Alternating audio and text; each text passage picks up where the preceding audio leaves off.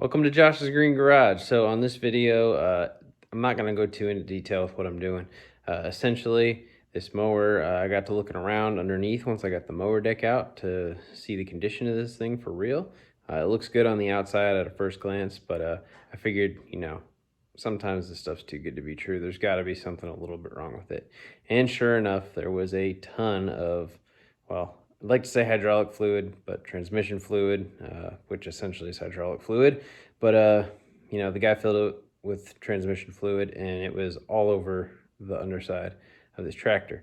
So I figured, he said he kept it topped off, and you don't want to keep a hydraulic reservoir topped off, so it could have just been leaking past the cap or wherever else and just been coming out because it's too much. But I got into it a little bit here, and I think it's just some loose fittings. Let's take a look.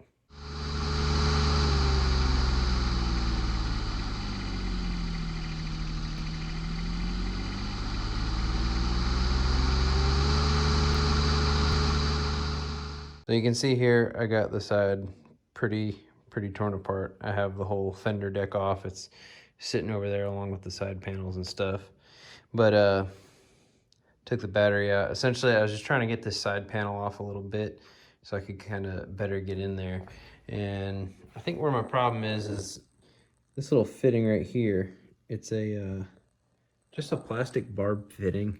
This hose is just the drain from the reservoir to go into the pump. The pump is right in here. Well, you can see it better right here. But that's where the fluid goes from the reservoir, it goes in there, gets pressurized. But that fitting was very loose. I want to try to do this so you can actually see. All right, my hands are a little slippery. They're not going to turn it. But essentially, when I was trying to wiggle this hose off, that fitting was just freely turning. So it wasn't tightened down very much. And even this hose clamp right here wasn't very tight when I went to loosen it. So I think really all the problems are just based off of that. So there's a number of hose clamps here. I'm just going to clean this all up, tighten them up, and I think we'll be good. I'm going to replace all that transmission fluid with some actual high guard.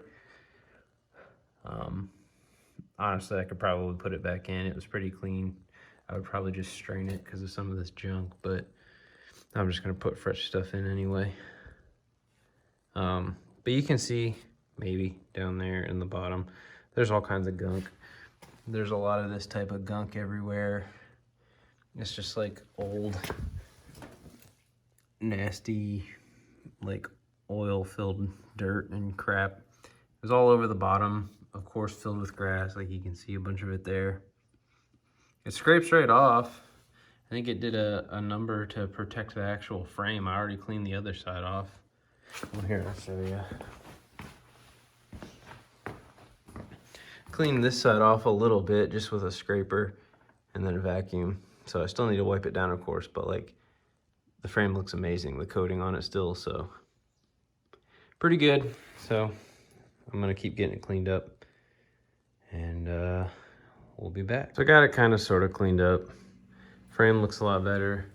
Fuel tank looks a lot better. It's not perfect, but definitely better. Gave the engine a quick wipe down. I'll probably pressure wash it at some point, but wipe some stuff down in there a little bit. Of course, there's still dust and debris on the side of the engine, but I'll worry about that later. I got the hoses down there cleaned up. I got it all reconnected. So I'll be filling that up and testing it out.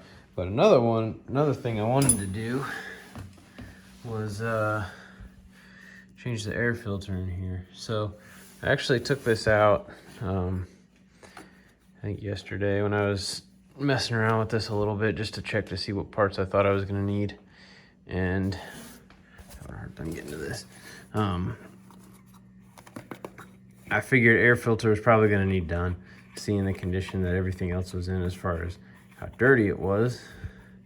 And let's just say I was right. So check out this filter. If I can get it off here with one hand.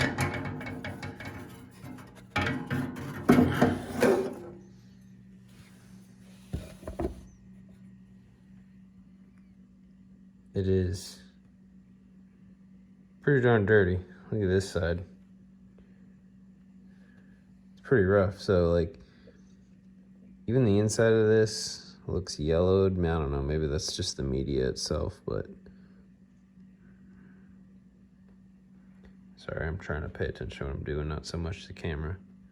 But kind of dirty, of course, and here's a little bit dirty. So I'll clean that out. And I do have a new John Deere air filter for it. You can see the part number there, M47494. Actually, my dealer had this in stock. I was blown away. I didn't think something this old would actually be in stock, so there must be newer stuff that still uses it. But how this looks. Okay, so yeah, that orange color is just the filter media. But nice new filter. Hopefully it'll breathe a little bit better now. I think I'm gonna call it there for the night. I got it kind of put back together, got the pedals back on, stuff like that. Got the hydraulic fluid top back off. It didn't look like it was leaking a whole lot yet. I moved the actuator a little bit to move the lift cylinder. It's all good. Got the new air filter in. So next, I'll be changing oil and diff fluid, and I think that's gonna be about it for now. I did try to get this big scratch out that was back here, and you can still see where it's at, but it's not as obvious now. I used a Scratch X remover, and it did pretty good. So I think I'm gonna try to clean the rest of this. It actually left like a little bit of a shine. So I'm gonna try to clean the rest of this up and see if I can't just do Scratch X on everything. Try to take some of the smaller scratches out, but then give it a nice shine. Might make it look a lot better. And then I'm gonna have to deal with that grip tape. I really want to get that off and do something a bit more presentable, because that's an easy fix. So that's it for now. Thanks for watching. Have a good one.